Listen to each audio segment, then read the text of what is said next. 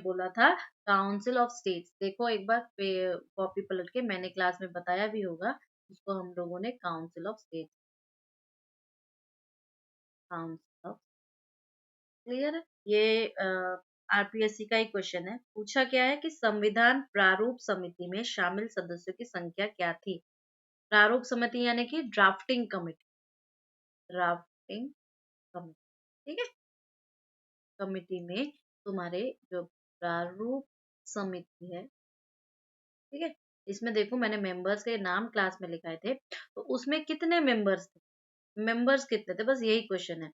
तो आंसर देखो 7 होगा। क्या होगा उसका आंसर? 7 होगा। और ये 2019 का क्वेश्चन, ठीक है। एक और देखो, एक और सीनियर टीचर का एग्जाम। अब ये पूछा है कौन सा, कि क्वेश्चन था कि जो निम्न में से कौन सा जो भारतीयों को शक्ति हस्तांतरण एवं देश के विभाजन से संबंधित है, ठीक है। तो याद रखना 1947 में जब मैं वायसराय पढ़ा रही थी, और आपके जो अंग्रेजी सत्ता थी, जो लास्ट वाला था वो था, तो वहां से जो प्लान मैंने बताया था, वहां से जो इंग्लैंड से प्लान लेकर आया था, कौन था, तो उस वक्त मैंने ये नाम बताया था तुम्हें, Mountbatten plan, Mountbatten जो थे, उसने जो प्लान बनाया था, इसके प्लान के द्वारा ही क्या मिला था, दो चीज मिली थी। एक तो देखो शक्ति का पावर ट्रांसफर, पावर ट्रांसफर बोलो या शक्तियों का हस्तांतरण बोलो, भारत को मिला, यानी कि भारत को फ्रीडम मिला, तभी तो वो पावर उसके हैंड में आएगी, ठीक है। और दूसरी चीज क्या है, देश का विभाजन, देश का विभाजन। अब देश का विभाजन कैसे होगा, वो भारत पाकिस्तान वाला तो 1947 में था, 1947 में वॉयसरॉय तो यही था, और उस वक्त क्लास में मैंने लिखाया भी था कि माउंट बैटन ने प्लान बनाया, क्लियर है। तो ये इसका आंसर, ये क्वेश्चन 2019 में। Is this clear? क्लियर है ना। अब देखो मैं तुम्हें लगातार इसी के ही क्वेश्चंस बोल रही हूँ, ठीक है। एक 2019 में सीनियर टीचर का जो हम लोग तैयारी कर रहे हैं, उसका दूसरा क्वेश्चन देखो। भारत सरकार अधिनियम, ठीक है, इंडियन गवर्नेंस एक्ट 1935 के केस में कौन सा क्वेश्चन ट्रू या फॉल्स में नहीं है। पहले, अधिनियम की अनुसूची 7 में 3 सूचियां थी जो केंद्र और प्रांतों के मध्य शक्ति का विभाजन। देखो क्लास में मैंने बोला भी था कि जो अभी का करंट सिस्टम क्या है, अभी का करंट सिस्टम मैंने बताया था ना कि सबके अलग अलग लिस्ट होंगे, चाहे वो यूनियन लिस्ट हो, चाहे वो स्टेट लिस्ट हो, चाहे वो कॉन्ग्रुएंट लिस्ट, यानी कि संघ सूची, राज्य सूची, और आपकी कौन सी सूची, तथा समवर्ती सूची, ठीक है। अब ये केंद्र बनाएगा, मतलब जो सेंटर है वो लॉज इसमें बनाएगा, इसमें कुछ टॉपिक्स दिए हुए हैं, कुछ मतलब आपके ग्रुप ऑफ थिंग्स दिए हुए हैं जिसपे कानून सिर्फ और सिर्फ केंद्र बनाएगा, उसमें कानून राज्य बनाएगा, और इसमें दोनों मिलकर कानून बनाएंगे, क्लियर है। जब ये पार्ट है, तो क्या ये 1935 का जो एक्ट आया था, हाँ, उस एक्ट में ये दिया हुआ था, ठीक है। तो ये ऑब्वियसली दिया हुआ था, राइट टॉक है। अब दूसरा जो है, यूनियन लिस्ट में उस वक्त 59 थे, और आपकी जो प्रांतीय या स्टेट वाइज में 36 टॉप सब्जेक्ट्स थे, ये सब्जेक्ट, ठीक है, इसमें 59 सब्जेक्ट्स थे। और एक है आपका अवशिष्ट शक्तियां गवर्नर जनरल को अंतर्निहित की गई थी। अवशिष्ट, अवशिष्ट का मतलब होता है। नेक्स्ट क्वेश्चन जो था, पावर्स कहते हैं उसे हम लोग, रेसिडियल सब्जेक्ट्स कहते हैं, और वो पावर गवर्नर जनरल को दिया गया था। तो याद रखना कि जो 1935 का एक्ट था, उसमें सभी चीजें सही हैं, इसमें जितने भी ऑप्शन बोले, बस सिर्फ एक नहीं था जो प्रांतीय वाला था, ठीक है। जो कौन सा वाला था, प्रांतीय वाला था।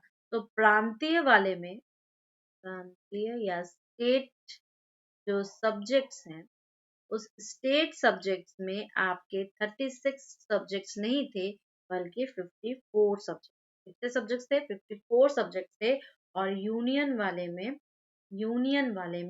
59 सब्जेक्ट, ठीक है। Is this clear? क्लियर है ना। चलो आगे बढ़ते हैं। आगे ये वाला भी क्वेश्चन तुम्हारा किसने ईयर का है, 2009 का है, और प्लस ये 2015 में भी पीटीआई में ये क्वेश्चन पूछा गया था। अब देखो 2018 का क्या है। मैंने इसीलिए सारे गवर्नेंस जो एक्ट बने थे, चाहे वो 1919 हो, 1935 हो, सारे बता दिए थे, क्योंकि क्वेश्चन किसी से भी आ सकता है। अब देखो इसमें क्या है। भारत शासन अधिनियम 1919 के तहत गठित राज्य परिषद या काउंसिल ऑफ स्टेट्स को के पहले अध्यक्ष कौन थे।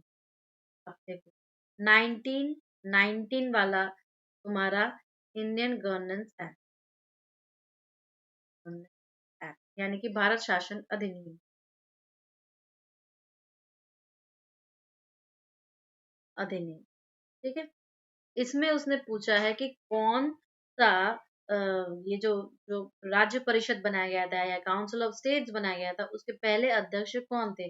1919 की बात हो रही तो उसके अध्यक्ष है अलेक्जेंडर मूडीमैन। अलेक्जेंडर,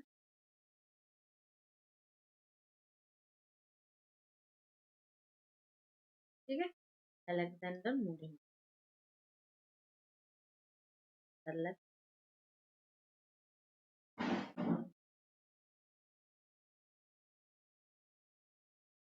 ओके, तो इसीलिए मैंने क्लास के पहले आज तुम लोग का थोड़ा सा क्वेश्चन करवाने का सोचा है, so दैट तुम लोग को क्लियर हो। कुछ छूटा हो तो नोट्स के जस्ट बाद में ऐड कर लेना, कोई भी डिफरेंस। अब देखो एक इम्पोर्टेंट सा क्वेश्चन है। नेक्स्ट क्वेश्चन क्या है कि जो भारत शासन अधिनियम या इंडियन गवर्नेंस बना, उसमें 1935 वाले में, 1935 वाले की बात की गई है। उसमें क्या पूछा, ये आरपीएससी के फर्स्ट ग्रेड टीचर का ही 2018 का क्वेश्चन है। पृथक निर्वाचन प्रतिनिधित्व में कितने स्थान नहीं दिया गया था। क्या 1935 में जो भारत शासन अधिनियम था उसमें सेपरेट इलेक्शन, सेपरेट इलेक्शन होगा, इलेक्शन होगा, ठीक है, या पृथक निर्वाचन। क्लियर है। पृथक निर्वाचन प्रतिनिधित्व में कौन सी चीजों को नहीं किया गया था। मुस्लिम, सिख, पारसी और एंग्लो इंडियन, तो किसको ऐड नहीं किया गया था। क्लास में है, देखना एक बार वीडियो, उसमें पारसी की कोई बात, ठीक है, सबकी बात की गई थी। मुस्लिम, सिख, एंग्लो इंडियन सबकी बात की गई थी, पारसियों की बात नहीं की गई। अब एक और क्वेश्चन क्या है। भारत सरकार अधिनियम जो 1935 है उसकी क्या क्या विशेषताएं थी। प्रांतीय स्वायत्ता, संघीय न्यायालय की स्थापना, केंद्र में अखिल भारतीय संघ की स्थापना, तो सब चीजों को बताया गया था। क्या क्या, प्रांतीय स्वायत्ता मतलब कि जो स्टेट्स है उनको फ्रीडम दी जाएगी, स्टेट फ्रीडम, स्टेट्स फ्रीडम मतलब वो कानून बना पाएंगे। दूसरा संघीय न्यायालय मतलब पूरे ऑल ओवर इंडिया का यूनियन वाइज एक तुम्हारा कोर्ट होगा। और तीसरा Akhil Bharatiya all Indian services की स्थापना, मतलब ऑल इंडियन यूनियन की जो होती है अखिल भारतीय, उसकी स्थापना, उसका स्टैब्लिशमेंट। तो ये सारी चीजें 19 कौन से वाले में 1935 में बताया गया। क्लियर है। एक और क्वेश्चन देखो जो तुम्हारे हम, हाँ ये देखो, ये क्वेश्चन है कि आपका भारत सरकार अधिनियम 1935 के तहत शासन की संरचना से संबंधित निम्न में से कौन सा वक्तव्य सही है। ठीक है, मतलब 1935 का देखो, 1935 भारत शासन अधिनियम कितना इंपॉर्टेंट है। इफ यू फील कि मुझे एक बार फिर से इस अधिनियम को बताना चाहिए तो I will make one special class for this. Clear है। ओके, अगर आपको लगता है तो मुझे टेक्स्ट कर देना। अब देखो इसमें क्या क्या है, क्वेश्चन में ऑप्शंस क्या क्या है। यह देश एक संघीय ढांचे को प्रदान नहीं करता है, ऑब्वियसली ये फॉल्स है। उसमें तो सब चीजों को डिवाइड किया गया है, सबके लिस्ट बनाए गए हैं, ठीक है। उसके बाद यह संघीय विधानमंडल के एल मंत्रियों की सामूहिक या व्यक्तिगत जिम्मेदारी का संदर्भ था। अपने विवेकाधीन कार्यों को छोड़कर उनके कार्यों में संपादन की सहायता एवं परामर्श हेतु गवर्नर जनरल का मंत्रिपरिषद की संख्या में 10 से अधिक नहीं होना था, ऑब्वियसली राइट। उच्च सदन को स्थायी सदन के रूप में नहीं मनाया गया था, जो अवध विघटन के उपरांत था, ठीक है। यानी कि जो हायर हाउस था उसको स्थायी सदन के रूप में नहीं बनाया गया था, ये गलत है। क्लियर है। तो हमारा सही वाला क्या है, वो गवर्नर जनरल वाला पार्ट है, जिसमें कि 10 से लोग अधिक नहीं होंगे। और गवर्नर जनरल के साइन बहुत जरूरी है। देखो ये क्लास में मुझे याद भी है, मैंने बताया था आप सबको कि ओवरऑल सारी चीजें उसके हाथ में है। ठीक है। अब देखो एक और क्वेश्चन है, किस अधिनियम के अंतर्गत अंग्रेजों ने भारत में पहली बार सांप्रदायिक निर्वाचन मंडल प्रदान, मतलब सांप्रदायिक यानी कि on the basis of your religion. ठीक है। रिलीजन के आधार पर इलेक्शन का जो पहला कमिटी था या असेंबली था, वो कब बनाया गया था? कौन से भारत शासन अधिनियम में? सोचो। 99 वाले में ही बना दिया गया था, उसके बाद 1919 आया, 1935 भी आया, लेकिन इस वाले में ही वो सांप्रदायिक वाला बना दिया गया। क्लियर है? ठीक है। तो कुछ इस टाइप के क्वेश्चंस है मेरे पास, भर के क्वेश्चंस है, तुम लोग प्रीवियस है कि किसी भी क्वेश्चन बैंक में चले जाओ, तुम लोग को मिल जाएगा। क्लियर है? ओके। अब चलते हैं अपने क्लास पे। ये ये जो आर्टिकल है, इस आर्टिकल के वजह से बहुत सारी जो सब डिविजन्स हैं, इन सब डिविजन्स में हमारे बहुत सारे वर्गों को डिफाइन किया गया है। बोला गया है कि जो आरक्षण प्राप्त है या जो विशेष प्रावधान बनाए जाते हैं, वो कैसे कैसे बनाए जाते हैं। यानी कि जैसे कि आप लिखना है, करेक्ट, करेक्ट,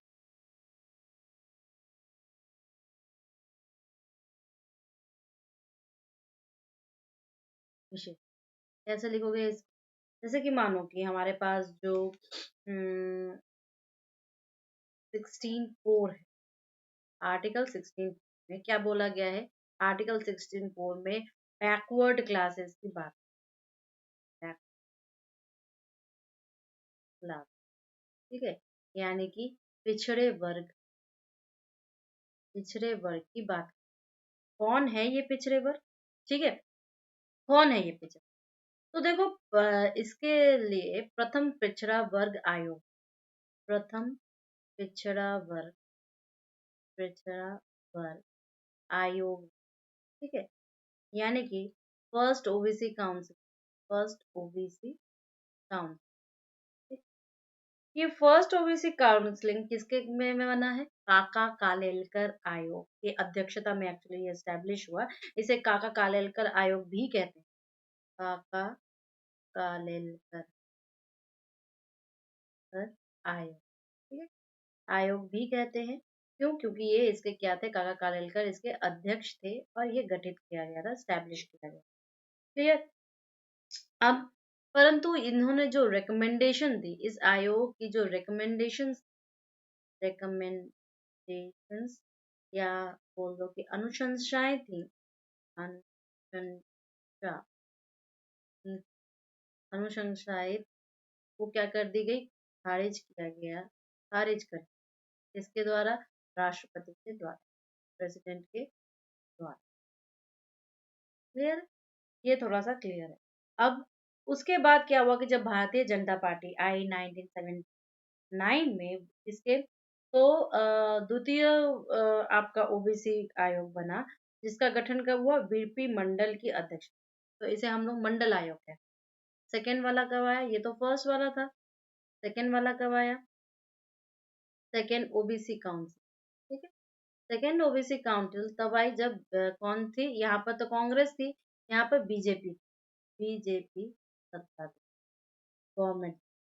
इसमें सेकेंड काउंसिल में कौन सा आया? बीपी मंडल, मंडल आयोग, बीपी मंडल आयोग 1979। क्लियर है? तो इसे हम मंडल आयोग के नाम से भी जानते हैं। और इसमें क्या हुआ कि इस आयोग का जो मेन ऑब्जेक्टिव था या मेन कार्य था, वो सामाजिक और शैक्षिक दृष्टि से जो वर्ग पिछड़े हैं, उनकी पहचान कर, ठीक है। इस आयोग का काम क्या था? अगर मैं लिखूं तो हम लोग कहेंगे कि कौन है ये पिछड़े वर्ग, कौन है ये पिछड़े वर्ग, पिछड़े वर्ग कौन है, इनका पता लगाना था। कैसे पिछड़े हैं? ये एकेडमिक, एकेडमिक यानी कि शैक्षणिक, और सोशल यानी कि आपके सामाजिक तौर, सामाजिक पर ये, ठीक है, शैक्षणिक तौर पर ये कौन से पिछड़े वर्ग है, उनका पता लगाना। तो जाति का पिछड़ापन के आधार पर माना गया। ठीक है, तो उनको कितने परसेंट का 27% का जाति के आधार पर जो पिछड़ा वर्ग है यानी कि ओबीसी है उसको दिया गया, सीटों का आरक्षण दिया गया यानी कि रिजर्वेशन दिया गया। नौकरियों में भी उनको आरक्षण दिया। किसने दिया? बीपी सिंह ने दिया। इनको तो पहले ये दिए बोला गया, फिर इनको जॉब्स में, गवर्नमेंट सेक्टर के जो जॉब्स हैं उनमें भी 27% का आरक्षण, रिजर्वेशन दिया गया। रिजर्वेशन दिया गया। कौन सी सरकार ने दिया? वीपी सिंह की सरकार ने दिया था। कब दिया था? 1990 में। मैं पहले भी डिस्कस किया था, जब मैं मेरा जो रिजर्वेशन का पूरा सीरीज आप देख सकते हो उसमें भी। इसके बाद एक और इम्पोर्टेंट पार्ट आया, क्या? 1991 की बात। 1991 की बात है, जब पीवी नरसिम्हा राव की सरकार। ठीक है, अ, क्या थी? गवर्नमेंट। ठीक है, इस समय उनकी गवर्नमेंट थी। तो उन्होंने बात की आर्थिक रूप से पिछड़े वर्ग, आर्थिक रूप से इकोनॉमिक बैकवर्ड क्लास। इसकी बात की ईबीसी यानी कि इकोनॉमिक इकोनॉमिक बैकवर्ड क्लास। इन्होंने इकोनॉमिक बैकवर्ड क्लास की बोली कि जो लोग उच्च जाति के हैं, उच्च जाति के हैं यानी कि आप बोलो जनरल कास्ट, जनरल कास्ट के हैं, उनमें 10% का रिजर्वेशन दिया जाएगा, क्योंकि वो क्या है? आर्थिक रूप से या फाइनेंशियल रूप से बैकवर्ड, फाइनेंशियल रूप से क्या है? बैकवर्ड है। इसलिए उन्हें क्या दिया जाएगा? ये आरक्षण दिया जाएगा। ठीक है, लेकिन लेकिन क्या हुआ? जो हमारी सुप्रीम कोर्ट थी, सुप्रीम कोर्ट या सर्वोच्च न्यायालय ने इसको क्या कर दिया? अमान्य घोषित कर दिया। अमान्य घोषित कर दिया। उसने क्या कर दिया? अमान्य घोषित कर दिया। इसके बाद धीरे धीरे मैं हर वक्त बोलती हूँ कि हम लोग रिलेटेड केसेस को डिस्कस करेंगे, तो इसी से एक रिलेटेड केस, सबसे पहला केस कौन सा आया था? इंदिरा साहनी। इंदिरा साहनी। ठीक है? Indira Sahni versus Bharat, Indian union, Indian, या आप बोलो कि इंदिरा साहनी वर्सेस भारत संघ, संघ। ठीक है, ये कब का केस है? 1990। ठीक है, इसमें जो मंडल केस में जो आरक्षण के मुद्दे उच्चतम न्यायालय का फैसला दिया था, क्या दिया था भैया? उसने बोला कि आरक्षण की व्यवस्था समान की विरोधी नहीं है। ठीक है, आरक्षण के आधार पर जाति बनाया जा सकता है। क्रीमी लेयर अथवा पिछड़ी जाति के संपन्न जो साधन संपन्न है, सबके लिए आरक्षण लाभ नहीं मिले। क्लियर है? तो ये सारी चीजें इसके लिए थी। डोंट वरी अबाउट कि मैंने क्या बोला है तो लिख नहीं पाए हो। Okay, I will put all the notes at another video। ठीक है, तो इसका मतलब आरक्षण इसी के द्वारा सारे, देखो जो निर्णय आते हैं ना, इसी के द्वारा, इस केस के द्वारा हमारे पास निर्णय आए थे। पहली बात कि जो पदोन्नति होती है, पदोन्नति, पदोन्नति या प्रमोशन बोल दो, प्रमोशन, प्रमोशन में कोई रिजर्वेशन या आरक्षण नहीं मिलेगा। आरक्षण, रिजर्वेशन, रिजर्वेशन नहीं मिलेगा। क्लियर है? बैकलॉग या कैरी फॉरवर्ड जैसी चीजें नहीं होंगी। बैकलॉग या कैरी फॉरवर्ड, कैरी फॉरवर्ड जिसे हम कहते हैं वो नहीं होगा। ठीक है, आरक्षण का व्यवस्था जो है, आरक्षण या रिजर्वेशन जो इंटायर प्रोसेस है, उसमें न्यायिक पुनर्वलोकन हो सकता है, यानी कि उसमें जुडिशियल रिव्यू हो सकता है। आरक्षण में जुडिशियल, जुडिशियल रिव्यू, रिव्यू या न्यायिक पुनर्वलोकन होगा। ठीक है, और आरक्षण की सीमा 50% होगी। आरक्षण जो टोटल है ये 50%। ठीक है, तो देखना उसमें मैंने बताया है कुछ कुछ राज्य इसके अपवाद होते हैं, जैसे आपका चेन्नई, अरे तमिलनाडु। ठीक है, वहां पे एमबीसी भी है, मतलब मोस्ट बैकवर्ड क्लास। क्लियर है? तो ये सारी चीजें क्या थी, इसमें डिफाइन किया गया है कि कौन सा बैकवर्ड क्लास है, कौन सा क्रीमी लेयर है, कौन सा क्रीमी लेयर नहीं है। तो ये सारी चीजें देखो एक एक करके हम लोग और आगे बढ़ते हैं, ठीक है। नाउ सी, एक होता है क्रीमी लेयर और एक होता है नॉन क्रीमी लेयर। और ये दोनों तुम लोगों ने सुना होगा ओबीसी में ही पाया जाता है। एक्चुअल में ओबीसी के कुछ लोग ऐसे होते हैं जिनके पास सारे फैसिलिटीज अवेलेबल है, ठीक है। जब उनके पास सारी फैसिलिटीज अवेलेबल है, वो संपन्न है, ठीक है, वो एनरिच्ड है अपने रिसोर्सेज, तो उनको किस प्रकार का आरक्षण? कोई आरक्षण नहीं, उनके लिए तो ये कोई लाभ का काम नहीं है, तो उनको आरक्षण नहीं मिलता। That means they are creamy layer. और जिनके पास इन सब चीजों की कमी है, उनको रियल में आरक्षण की जरूरत है, रिजर्वेशन की नीड, उन्हें हम लोग नॉन क्रीमी लेयर। बट सबसे इम्पोर्टेंट इस आर्टिकल का पार्ट है कि ये बैकवर्ड क्लास, जो कि इकोनॉमिकली बैकवर्ड क्लास, ठीक है, यानी कि आर्थिक रूप से और ये सिर्फ और सिर्फ इसके लगेंगे जनरल कास्ट, ठीक है। तो ये देखो पूरा सा एक हेडिंग डालो कि आर्थिक आधार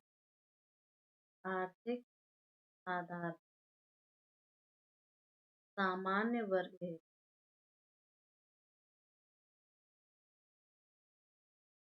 10% का, यानी कि फाइनेंशियल बेसिस पर फाइनेंशियल बेसिस पर आपके क्या जनरल जो क्लास है उनको 10% का रिजर्व, उनको क्या है 10% का रिजर्व। कैसे हम ये कर रहे हैं, कैसे हम ये कर क्लियर है, कैसे कर रहे हैं बताओ। देखो, मुद्दा है हमारा 12 जनवरी 2009, ठीक है। तो उसमें क्या हुआ कि इस वक्त हमारे पास 124वां कॉन्स्टिट्यूशनल अमेंडमेंट यानी कि संविधान संशोधन हुआ, जिसमें वर्तमान में यह 103वां संविधान संशोधन अधिनियम को मंजूरी दी गई थी। कौन से 103वां संविधान संशोधन अधिनियम को मंजूरी दी गई थी, ठीक है। इसमें क्या था कि आर्थिक रूप से जो कमजोर हैं, जो कि जनरल कास्ट से बिलोंग करते हैं, वो जो एजुकेशनल सेक्टर है या जो जॉब सेक्टर है यानी कि रोजगार एम्प्लॉयमेंट सेक्टर है, इस सेक्टर में 10% का आरक्षण है। 10% का किस सेक्टर्स में दिया जाएगा? आपके एजुकेशनल यानी कि आपके शैक्षणिक, ठीक है, प्लस आपके एम्प्लॉयमेंट यानी कि रोजगार, रोजगार के क्षेत्र में क्या दिया जाएगा 10%। क्लियर? ओके, तो ये प्रावधान किया गया, ठीक। अब ये लोकसभा राज्यसभा दोनों में होगा, ठीक है। तो ये जो विधेयक देखो, एक होता है विधेयक, तो ये क्या था 124वां कॉन्स्टिट्यूशनल अमेंडमेंट बिल था, ठीक है। 124वां कॉन्स्टिट्यूशनल अमेंडमेंट बिल था। और ये एक्ट क्या था 103वां कॉन्स्टिट्यूशनल अमेंडमेंट यानी कि संविधान संशोधन अधिनियम था, इसको मंजूरी दी गई। क्लियर है? तो ये दोनों जरूरी नहीं है कि सेम। वाई? क्यों नहीं, क्यों से जरूरी हो जाएगा? ये जरूरी तब होगा ना कि क्या जितने भी विधायक बनते हैं सारे के सारे संशोधन करने लायक होते? नहीं, नहीं होते, ठीक है। तो इसलिए वो दोनों सेम नहीं होते हैं।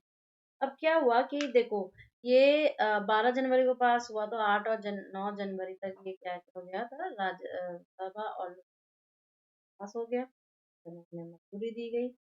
फिर आप देखना कि ये जो आर्टिकल्स आपके 15 है 16 है, दोनों में फिर संशोधन किया गया, तो नया क्लॉज जोड़ा गया, जिस क्लॉज को हम लोग क्या कहते हैं 15 क्यों जोड़ा गया? क्योंकि इनमें 15 और 16 में संशोधन करना था, वो ऐड करना था, ईडब्ल्यूएस कोटे को ऐड करना था एक्ट, ठीक है। तो और उसमें जो पहले से शैक्षणिक और सामाजिक बोला जा रहा था, अब उसमें आर्थिक वर्ग से भी पिछड़ा वर्ग को भी ऐड किया है। क्लियर है? तो देखो उसमें हम लोगों ने क्या किया, आगे बढ़ते। इसमें हम लोगों ने क्या किया कि क्या है कि जो ऊपर वाला जो प्रावधान था, जो ऊपर के नॉर्म्स थे, जो नॉर्म्स किसके थे other backward economically backward classes के जो 10% रिजर्वेशन का नॉर्म था, उसके लिए आर्टिकल आपका 15 एंड 16, इन दोनों आर्टिकल में क्या करना था?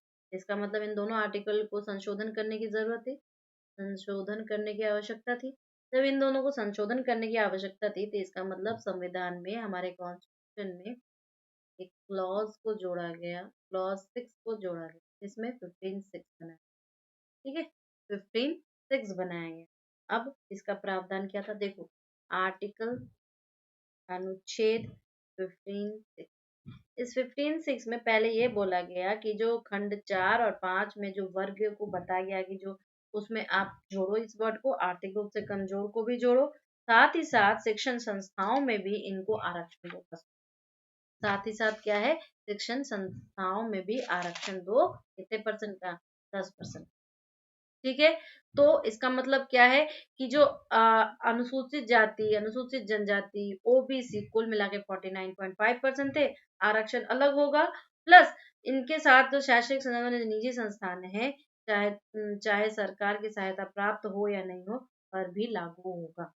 साथ ही साथ ये प्रावधान किया गया कि ये जो शैक्षणिक वाले जो संस्थान है, जो कि प्राइवेट भी हो सकते, प्राइवेट संस्थान या निजी संस्थान भी हो, शैक्षणिक वाला जो एजुकेशनल एजुकेशनल रिजर्वेशन दिया गया, एजुकेशनल रिजर्वेशन या शैक्षणिक जो आपका आरक्षण दिया गया, वो वहां पर भी लागू होगा। क्लियर है? तो आर्टिकल 16(6) तक हमारे पास टोटल बन गया, 15(6) तक टोटली, नहीं सॉरी 16(6) तक टोटली बन गया। क्लियर है? आगे बढ़े, आर्टिकल 17 देखें ना। से आर्टिकल 7, ये 15, 16, 14 ये हम लोगों ने बहुत देर तक पढ़ा। आर्टिकल 17, आर्टिकल 17 क्या है? आर्टिकल 17 अनटचेबिलिटी की बात करता है, यानी कि अस्पृश्यता की बात करता है। किसकी बात करता है आर्टिकल 17? अस्पृश्यता की।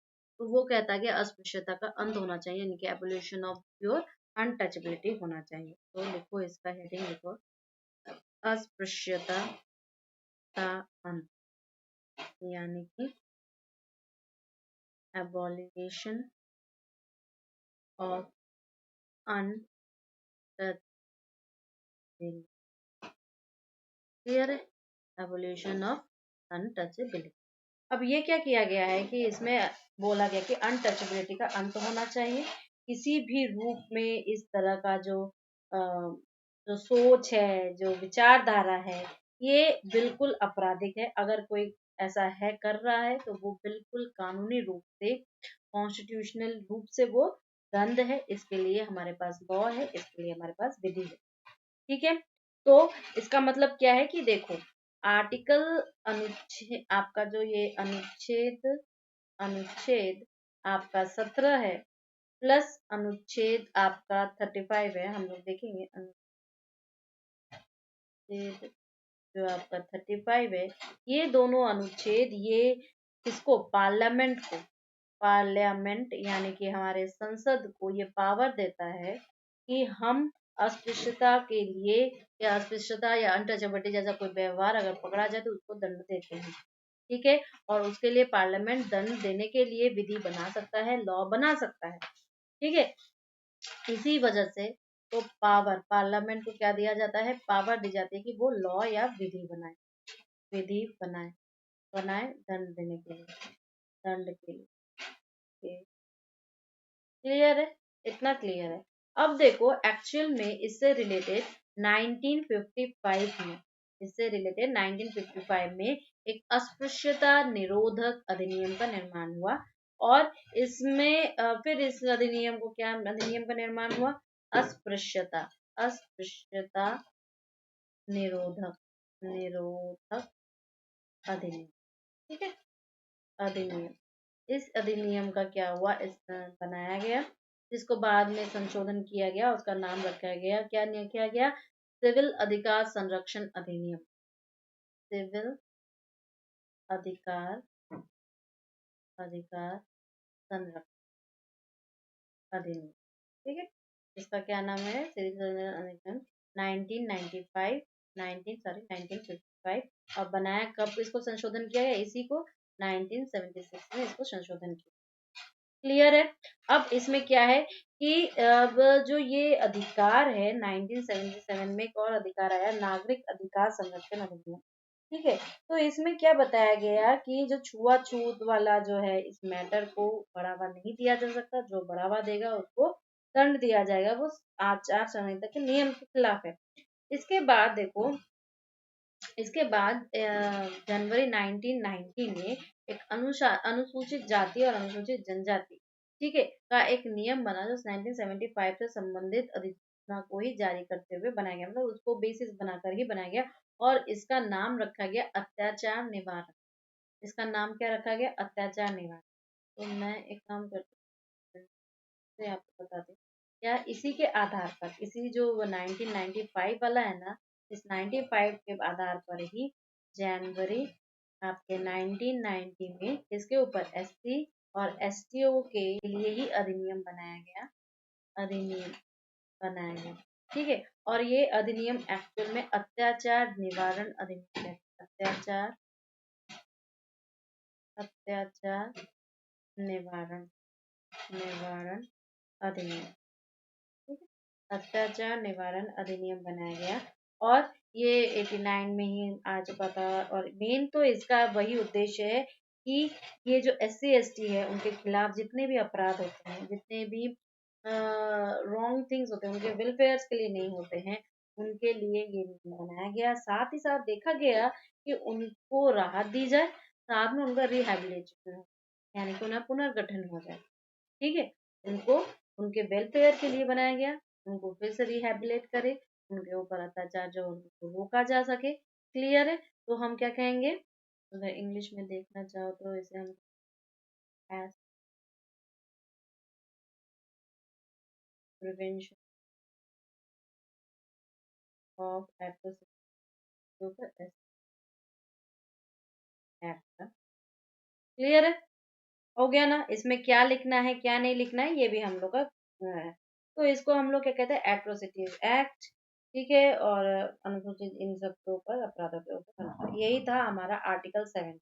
अब आ जाओ आर्टिकल 8। अब देखो आर्टिकल क्या है, आर्टिकल 8 इनके अनुच्छेद 8। एक्चुअल में ये वाला इंटरेस्टिंग इसलिए क्योंकि ये उपाधियों का अंत करता है, यानी कि जितने भी हम लोग को उपाधियां मिलती हैं, चाहे कोई, देखेंगे हम लोग क्या क्या है, जितने भी हम लोग को टाइटल्स मिले उनका टाइटल का उपाधि का।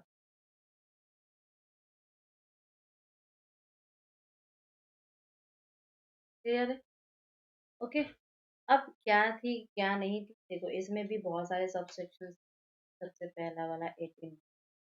तो 18(1) ये क्या कह रहा है कि जो राज्य हुआ, सेना हुआ या विधि हुआ संबंधित कोई भी सम्मान और उपाधियां के अलावा अन्य कोई भी उपाधि हुई तो नहीं दिया जाएगा। किसके अलावा, स्टेट से के द्वारा या सेना के द्वारा या विद्या यानी कि शिक्षण छोड़कर, बाकी ये सारे एक्सेप्शन है, छोड़कर कोई भी उपाधि नहीं दी जाएगी, कोई भी उपाधि नहीं दी जाएगी। 18(2) क्या कहता है कि जो भारतीय नागरिक हैं वो विदेशी राज्य में उपाधि जाकर नहीं ले सकते हैं। भारतीय नागरिक यानी कि इंडियन सिटीजन, भारतीय नागरिक बोलो, जो कि इंडियन सिटीजन है, इंडियन सिटीजन है, वो बाहर जाकर, विदेशों में जाकर कोई भी उपाधि प्राप्त नहीं कर सकते। ठीक है। तीसरा 18(3) का कह रहा है, 18(3) कह रहा है कि कोई भी अगर भारत का नागरिक नहीं है, ठीक है, परंतु राज्य के अधीन अगर वो लाभ है या विश्वास का किसी पद पर धारण, लाभ के पद पर है या किसी भी विश्वास करने लायक किसी पद पर है, तो विदेशों में जाकर जो उपाधि है, ठीक है, धारण कर सकता है। लेकिन तभी धारण कर सकता है जब राष्ट्रपति उसके लिए एग्री हो या राष्ट्रपति उसके लिए सहमत, प्रेसिडेंट एग्री हो। ठीक है, तो भारत का सिटीजन नहीं है, भारतीय नागरिक नहीं है, बट क्या है कि वो भारत में भारत में क्या है, लाभ का पद या बेनिफिशियल पोस्ट धारण किया हुआ है, या कोई भी बिलीव का पोस्ट, विश्वास वाला पोस्ट पद पर है, ठीक है, तो विदेश में जाकर उपाधि ले सकता है, विदेश उपाधि ले सकता है, but president should be agree, president को एग्री करना पड़ेगा। क्लियर है, हो सकता है। अब आ जाओ 18(4). 18(4) क्या कह रहा है कि अगर वो भारतीय है या वो विदेशी है, भारत में कोई लाभ का पद धारण भी करता है, तो विदेशी राज्य से उपहार, भेंट, उपलब्धि या कोई भी पद राष्ट्रपति के बिना स्वीकार नहीं कर सकता। इवन आपकी उपहार भी, गिफ्ट भी नहीं ले सकता, कोई टाइटल भी नहीं ले सकता, कोई आप मतलब जो आपका पद वो देना चाहते हैं, पोस्ट देना चाहते हैं, वो पोस्ट भी नहीं ले सकता अनलेस राष्ट्रपति एग्री हो। राष्ट्रपति एग्री होना जरूरी है, तब वो आराम से ले सकते हैं, अगर कोई भारतीय हो या नहीं हो, ये कहता है। तो अब क्या हुआ, तो फिर ये पद्म भूषण, पद्मश्री, ये सारी चीजें क्या है, एक्चुअल में क्या हुआ कि नोट नोट में क्या लिखना है, 1954 की बात। किसकी बात है, 1954 में पद्म पद्म भूषण प्लस पद्मश्री, पद्म पद्म भूषण और पद्मश्री को जो हमारी सुप्रीम कोर्ट है, उसने क्या बोला कि ये चीजें क्या है, पुरस्कार है, उपाधियां नहीं है, टाइटल्स नहीं है, ये क्या है, पुरस्कार है, अवार्ड, पुरस्कार है। तो और पुरस्कार प्राप्त व्यक्ति का नाम जो है टाइटल के रूप में प्रयोग को मान्य नहीं देता। तो इसका मतलब क्या है कि समानता को बढ़ावा देने के लिए उपाय किए गए हैं कि जितने भी हमारे पास जो अ, देखो, ये have done some of the extraordinary thing, इसलिए उनको ये आप पुरस्कार या अवार्ड्स दे रहे हो। ये एक और चीज है कि ये मोटिवेट करना है कि आज दूसरे जनता भी कर दो, जिससे भी उनको पुरस्कार दिया जाए, जैसे कि हम लोग रीइंफोर्समेंट करते हैं जो क्लास में, उसी तरीके की बात है, बट टाइटल नहीं देना। क्लियर है। इसके बाद हम लोग जो आर्टिकल्स देखेंगे, आर्टिकल्स आपके 19 से लेके 22, ये सारे आर्टिकल्स एक्चुअली स्वतंत्रता का अधिकार कहते हैं, स्वतंत्रता का अधिकार यानी कि right to freedom, right to freedom, इसकी बात करता है। तो इसमें भी बहुत सारे सब डिविजन्स हैं, इसमें भी बहुत सारी बातें हम लोग को करने